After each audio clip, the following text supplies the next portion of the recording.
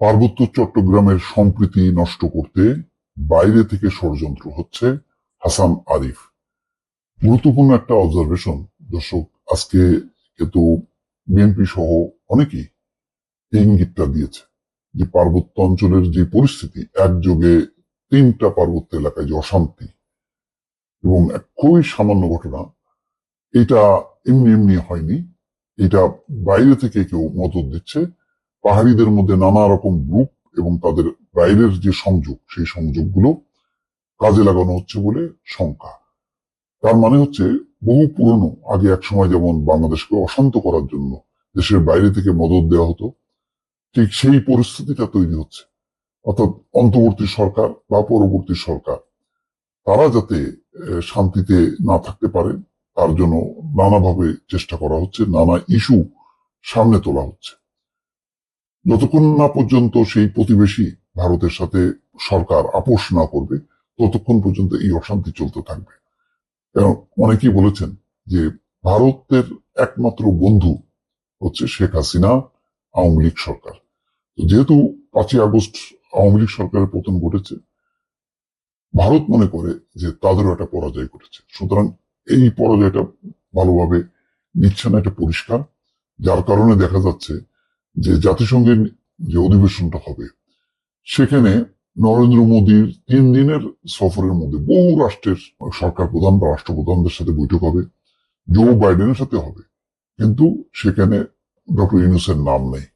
তারা আগ্রহী না। আগ্রহী না, এর অর্থটা হচ্ছে যে একটা চাপে রাখা, যে বাংলাদেশকে একটা চাপে রাখা, যে তুমি ভারতকে নিয়ে সমালোচনা করো, তোমার সাথে বসবো না। অথবা তুমি এমন বার্তা দাও, এমন কার্যক্রম করো যাতে আমি তোমাদেরকে মানে ডাকতে পারি। তো সরকার তো বলেছে যে ভারতের সাথে আমাদের সম্পর্ক হবে মর্যাদার ভিত্তিতে, সমতার ভিত্তিতে। কোনো নতজানু পররাষ্ট্রনীতি বাংলাদেশ নেবে না। এটা হলো পরিষ্কার কথা।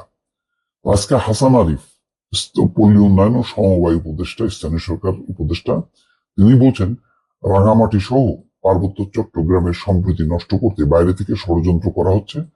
শনিবার রাঙামাটি সেনানিবাসে স্থানীয় বিভিন্ন রাজনৈতিক ও জাতিগোষ্ঠী নেতা, নিরাপত্তা বাহিনীর সঙ্গে মত বিনিময় শেষে সাংবাদিকদের কাছে তিনি এই কথা বলেন। হাসান আরিফ বলছেন, বৈঠকে সবাই বলেছেন আমরা সম্প্রীতি চাই, কিন্তু জানি না কোথায় ছন্দপতন হচ্ছে। ছন্দপতনের বিষয়ে সবাই একটি বাক্য উচ্চারণ করেছে, সেটি হলো ষড়যন্ত্র। বাইরে থেকে একটি ষড়যন্ত্র হচ্ছে আমাদের এই সম্প্রীতি নষ্ট করার জন্য।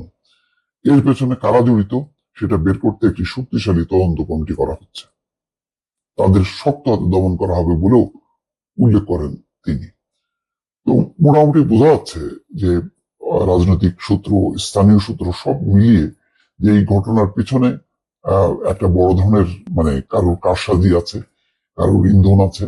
এটা বোঝাই যাচ্ছে যে যত বেশি একটার পর একটা ঘটনায় সরকার অস্থিতিশীল থাকবে, তত বেশি তারা অধৈর্য হবে এবং ভারতের কাছে সারেন্ডার করবে, এরকম একটা মনোবৃত্তি কেউ কেউ পোষণ করছেন বা কৌশল।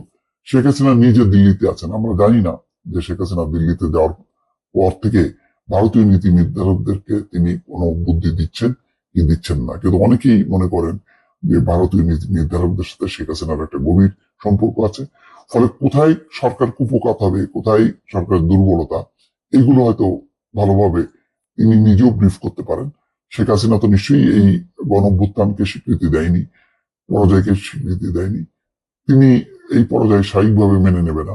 ভারতও এখনো পর্যন্ত এই গণঅভ্যুত্থানকে ওয়েলকাম করেনি। তারা বলেছে নতুন সরকারের সঙ্গে তারা কাজ করবে, কিন্তু তার মানে এই না যে এই রাজনৈতিক পট পরিবর্তনটা ভারত এইভাবে চেয়েছিল। তো ফলে এখন সর্বশেষ যেই অনেকগুলো সংখ্যালঘুদের নিয়ে খেলাধুলা, এটি একটা বড় ইস্যু ছিল, এটা আন্তর্জাতিক পর্যায়ে তারা নেওয়ার চেষ্টা করেছে। এখন পার্বত্য ইস্যুটাকে যদি সামনে আনা যায়, তাহলে ওইদিকে সংখ্যালঘু ইস্যু, অন্যদিকে উপজাতীয় ইস্যু, এই দুইটা ইস্যু হচ্ছে আন্তর্জাতিকভাবে যেহেতু খুব স্পর্শকাতর, হয়তো এটা নিয়ে একটা নাড়াচাড়া করতে হতে পারে। যার কারণেই আজকে যে সভা হয়েছে পার্বত্য চট্টগ্রামে, সব পক্ষই বলছে যে এর পেছনে অন্যদের মদত আছে, ষড়যন্ত্র আছে। কারা ষড়যন্ত্র করছে এখন সেটি হচ্ছে সরকার খুঁজে দেখছে। দর্শক ভালো থাকবেন, আল্লাহ হাফেজ।